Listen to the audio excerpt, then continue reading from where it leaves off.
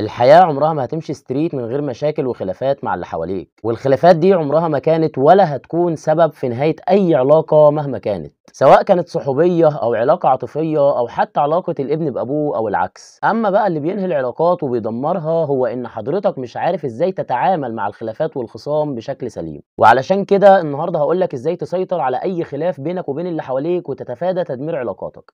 فتابع معايا للنهاية لعلك تستفيد.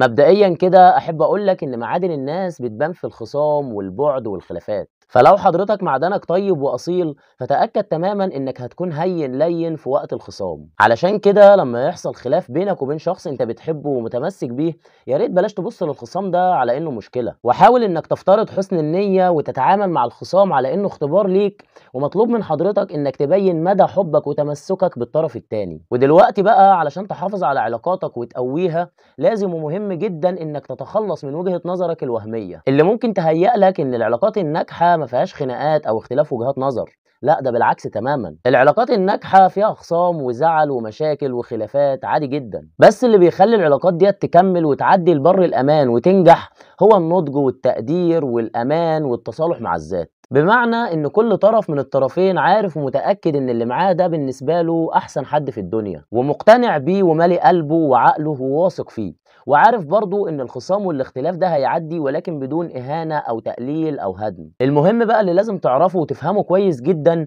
هو ان الناس مش بتخسر بعض بسبب الخلافات زي ما قلت لك، لا، الناس بتخسر بعض فعليا بسبب الطريقة الغلط في حل الخلافات دي. فتأكد تماما ان لو فيه هدوء وحكمة في التعامل وقت الخلاف فمستحيل ان اي علاقة تنتهي او تتدمر. فحاول بقدر استطاعتك انك تكون حكيم وهادي وقت الخصام، وبلاش تكون انت اللي الرسول صلى الله عليه وسلم قال عليه اذا خاصم فجر. وحاول برضو انك تطبق كلام ربك سبحانه وتعالى في القرآن الكريم حين قال وقولوا للناس حسنا. ولو عايز تتفادى الخلافات والخصام بشكل عام، يا ريت بلاش صراعات وعند، بلاش تبص لرزق غيرك، وتأكد تماما ان الارزاق بايد ربك سبحانه وتعالى فقط لا غير. وبلاش تفترض سوء النية، او على الاقل خالص بلاش تتسرع فيه، وحاول بقدر استطاعتك انك تصبر لغايه ما تتعامل مع الطرف التاني وتحاول تفهمه. وبرضه بلاش تقلل من غيرك او تهينه ولو حتى بهزار، وبلاش لما تساعد حد او توجهه القرار صح تذله بيه وتحسسه انك تفضلت عليه، وخليك فاكر دايما انك مجرد سبب. واخر حاجه بقى، بلاش وقت الخصام تخرج اسوأ ما فيك،